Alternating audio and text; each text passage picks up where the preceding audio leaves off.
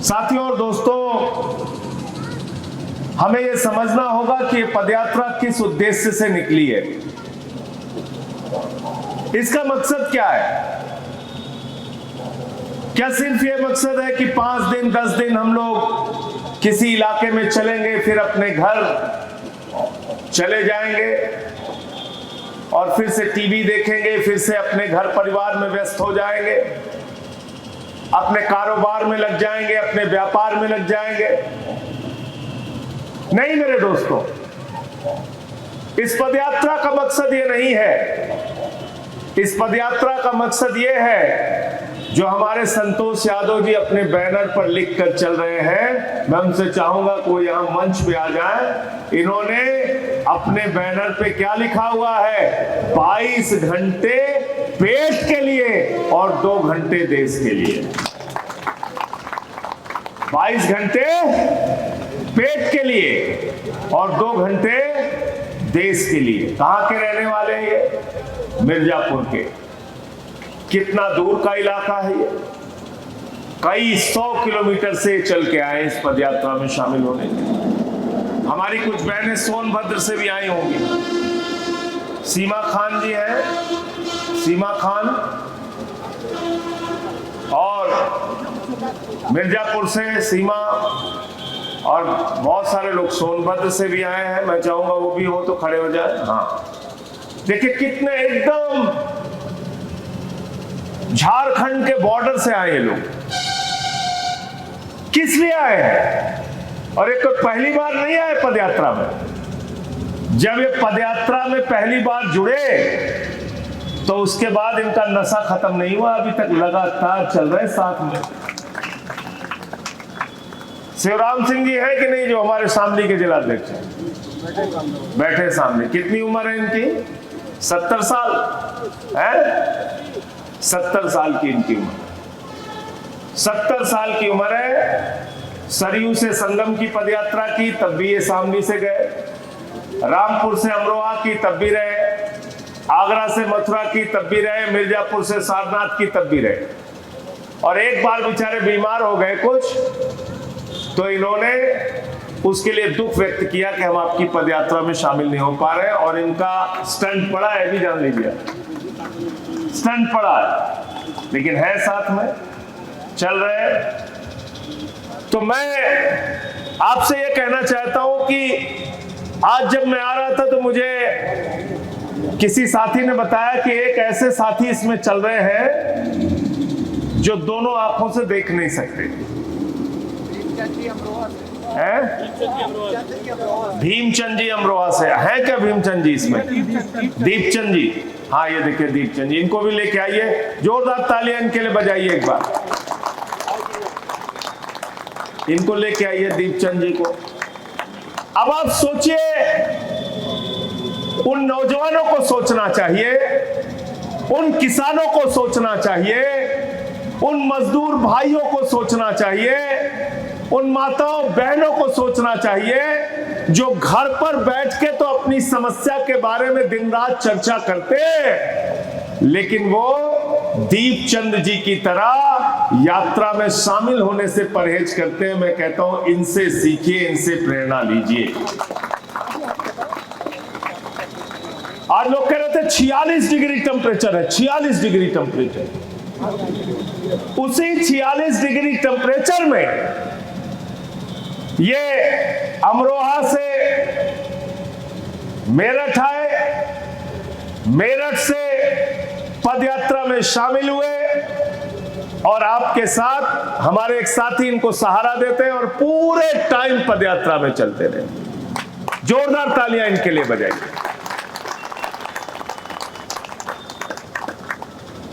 जिनको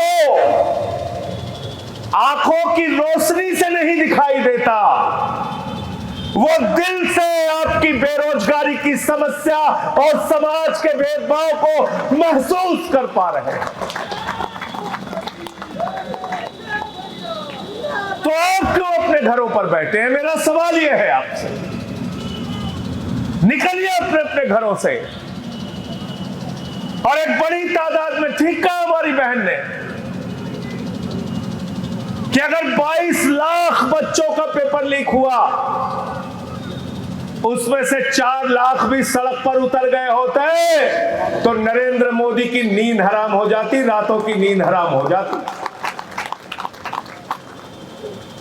लेकिन मेरा अपना ऐसा मानना है, सामाजिक परिवर्तन आने में समय तो लगता है, लड़ाई उसकी लंबी लड़नी पड़ती है, लेकिन फिर भी मैं इस देश के लोगों को धन्यवाद देना चाहूंगा कि उन्होंने इस आम आदमी पार्टी की मुहिम को अपना बल दिया, अपनी ताकत दी। 3 बार दिल्ली में हमारी सरकार बनाई, आज हमारा विपक्ष का नेता है। 2 बार पंजाब में, 1 बार विपक्ष का नेता बनाया, दूसरी बार 92 सीटें देके प्रचंड बहुमत की सरकार बनाई और 13% वोट देके गुजरात, जहां भाजपा का सूरज नहीं डूबता, वहां पर 5 विधायक आम आदमी पार्टी के जिताए और गोवा जैसे सुदूर राज्य में 2 हमारे विधायक जीत कर आए और मध्य प्रदेश में हमारी मेयर बनी और उत्तर प्रदेश में हमारे 10 चेयरमैन पार्षद बने, तमाम लोग जीत कर आए नगर निकाय के चुनाव में। और आम आदमी पार्टी आज की तारीख में 12-13 वर्षों के सफर में हिंदुस्तान की राष्ट्रीय पार्टियों की कतार में आज आम आदमी पार्टी भी है। 3-4 पार्टियां जो राष्ट्रीय पार्टी है वो आम आदमी पार्टी भी है। तो इसलिए आप सबसे कहना चाहता हूं, हमें भाई दीपचंद जी से जैसे लोगों से प्रेरणा लेनी पड़ेगी। हमको यह सोचना पड़ेगा कि क्या अपने घरों पर बैठने से समस्याओं का समाधान हो जाएगा।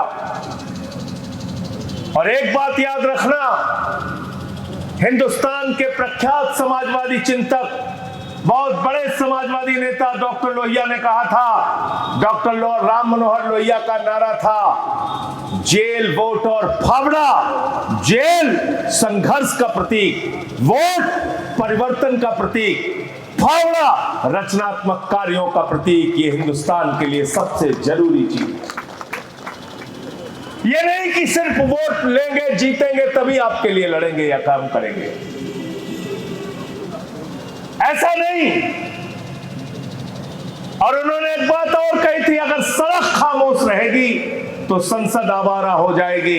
देश की संसद नरेंद्र मोदी के नेतृत्व में भारत की सरकार आवारेपन का काम कर रही है, जिसको चाह रही है प्रताड़ित कर रही है। उस पर अगर अंकुश लगाना है तो सड़क की राजनीति को जिंदा रखना पड़ेगा।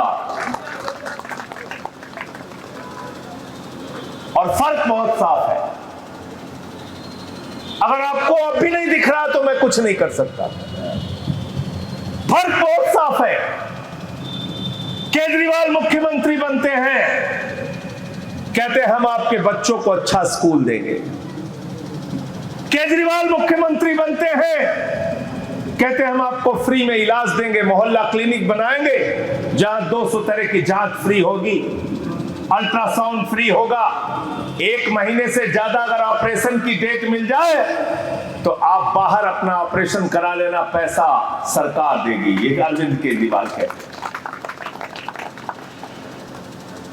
हमारी सरकार बनती है, 24 घंटे के अंदर पहला हस्ताक्षर जो अरविंद केजरीवाल करते हैं 49 दिन की सरकार में, वो कहते हैं दिल्ली की जनता को बिजली पूरी तरीके से फ्री दिया जाएगा,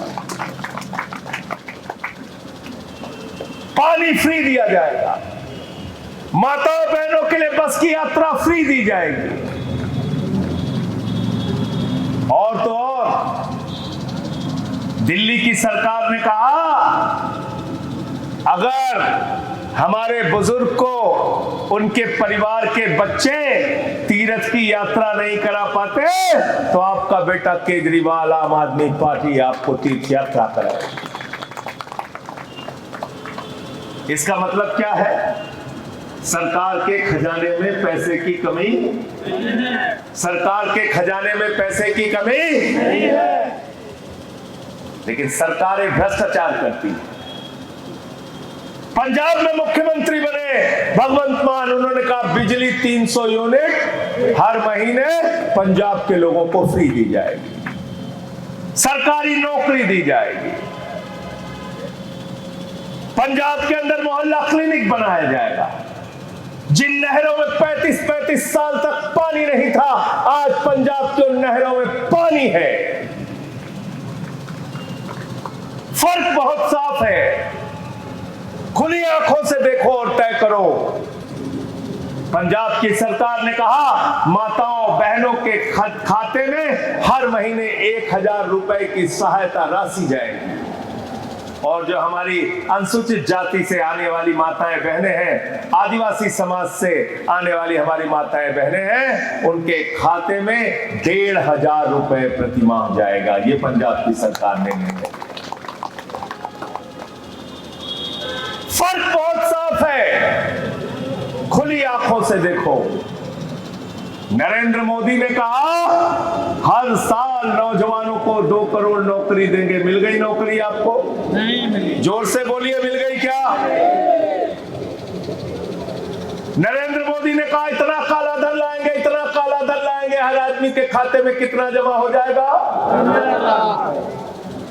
फिर हमारी माताओं बहनों ने 1500 की नोट छिपा के रखी थी अपने पति से कि घर में कोई मुसीबत होगी तो ये पैसा काम आएगा। मोदी जी ने कहा माताओं बहनों यही तो काला धन है, लाइन में लगो, इसको जमा कर दो। वो भी खाली करा दिया। फिर किसानों से कहा किसान भाइयों तुम्हारे फसल का दाम 2 गुना कर देंगे, तुम्हारा मुनाफा 2 गुना कर देंगे। कर दिया क्या? नहीं किया। कर दिया क्या? फिर कहा 2022 15 अगस्त तक सबको पक्का मकान देंगे। पक्का मकान तो छोड़ो, झुग्गियों पे, मकानों पे बुलडोजर चलाने का काम मोदी योगी की सरकार ने किया कि नहीं किया? बताओ। वादे पे वादा, वादे पे वादा, झूठ पे झूठ, झूठ पे झूठ। फिर दिल्ली में आए, बोले माताओं बहनों अपना खाता खुलवा लो। बहनों ने कहा क्यों? बोले 9 मार्च 2025 को तुम्हारे खाते में 2500 रुपए आ गए। कितना आएगा कुलदीप भाई? 2.5।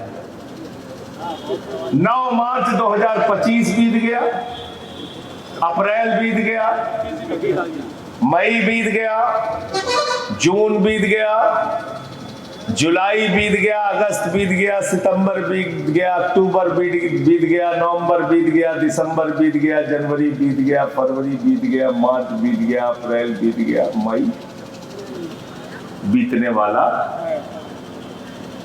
2500 आ गए दिल्ली में माताओं बहनों के खाते में। उत्तर प्रदेश में आए, हमारे यूपी वालों को तो मोदी जी सबसे ज्यादा बेवकूफ समझते हैं, सबसे ज्यादा बेवकूफ। अगर मोदी दुनिया में सबसे ज्यादा बेवकूफ किसी को समझता है तो उत्तर प्रदेश के नौजवानों को समझता है। और जरा सोचना मैं ये बात क्यों कह रहा हूं।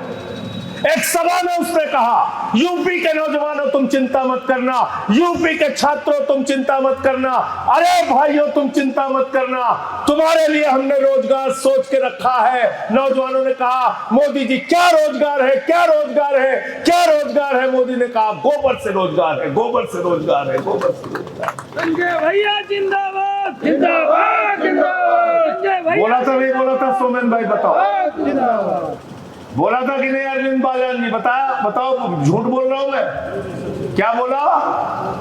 गोबर से नौकरी देंगे। किससे नौकरी देंगे? गोबर से। जोर से बोलिए। कब बोला था? 22 के चुनाव में। कै साल हो गया? मिल गई गोबर की नौकरी? गोबर की नौकरी मिल गई। ये वीरेंद्र फौजी जी भी हमारे अंबेडकर नगर से हैं। एक सभा में क्या बोला उत्तर प्रदेश में? देखो तुमको सबसे ज्यादा मूर्ख समझता है नरेंद्र मोदी, याद रखना, मैं पूरी जिम्मेदारी से ये बात कह रहा हूं। एक सभा में बोला यूपी में आके नरेंद्र मोदी, उसने कहा हाँ यूपी के लोगों बताओ अगर गांव गांव में कब्रिस्तान है तो शमशान होना चाहिए कि नहीं होना चाहिए? एक बार तो जनता चुप रही, फिर बोला होना चाहिए कि नहीं होना चाहिए, फिर चुप रही, तीसरी बार फिर बोला होना चाहिए कि नहीं होना चाहिए, जनता खड़ी करे होना चाहिए, होना चाहिए। और इसकी जुबान इतनी काली है कि उसके बाद कोरोना की महामारी आ गई और पूरे प्रदेश में गांव-गांव में शमशान बन गया, शमशान बन गया। ऐसा आदमी है।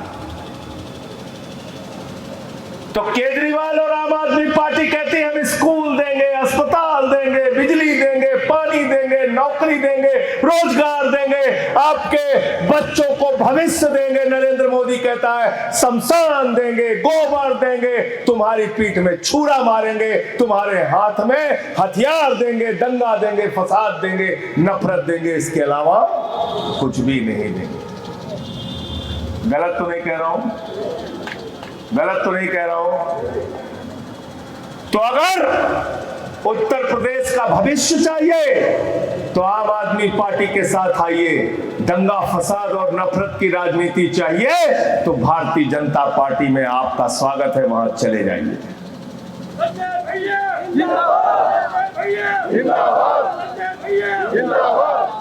और ये बात सीना ठोक के आपको बोलनी पड़ेगी। मैं कहना चाहता हूं बिल्कुल मत डरो, जाओ लोगों के बीच में बैठो और बात करो और बोलो फर्क साफ है। आओ हम बात करते हैं शिक्षा पर किसने काम किया, किसने काम किया अस्पतालों पर, किसने काम किया बिजली पानी पे, और किसने काम किया दंगे फसाद और नफरत की राजनीति पे। खुलेआम बोलो, मैं कहता हूं बोलो, खुलेआम बोलो, चर्चा करो। आम आदमी पार्टी के कार्यकर्ता को सर झुकाने की जरूरत नहीं है। आपके नेताओं ने इतना काम आपकी सरकारों ने किया है, फक्र से बोलो, सर उठा के बोलो, बार बार बोलो। और मैं तो कहता हूं दीपचंद जी को याद करके बोलो कि ऐसे लोग हैं जिनकी आंखों की रोशनी भी नहीं है, लेकिन आपके लिए वो चल रहे हैं 46 डिग्री टेम्परेचर में कि उत्तर प्रदेश के नौजवानों को रोजगार मिलना चाहिए, जाति धर्म का भेदभाव खत्म होना चाहिए। मैं सिर्फ अंत में इतनी ही बात कहता हूं, आपसे जो भी हो सके इस यात्रा की चर्चा को बढ़ाइए, इस यात्रा के मकसद को बढ़ाइए, और 20 तारीख के बाद घर मत बैठ जाना। जो संतोष यादव का आप सबके लिए संदेश है, 22 घंटे अपने पेट के लिए दो, हमें कोई दिक्कत नहीं, 2 घंटे देश के लिए दो, आम आदमी पार्टी के लिए दो, उत्तर प्रदेश के लिए दो। बहुत बहुत शुक्रिया, बहुत बहुत धन्यवाद। भाई विनय पटेल जी भी हमारे प्रांत अध्यक्ष हैं, उनका नाम छूट गया था, बहुत बहुत धन्यवाद।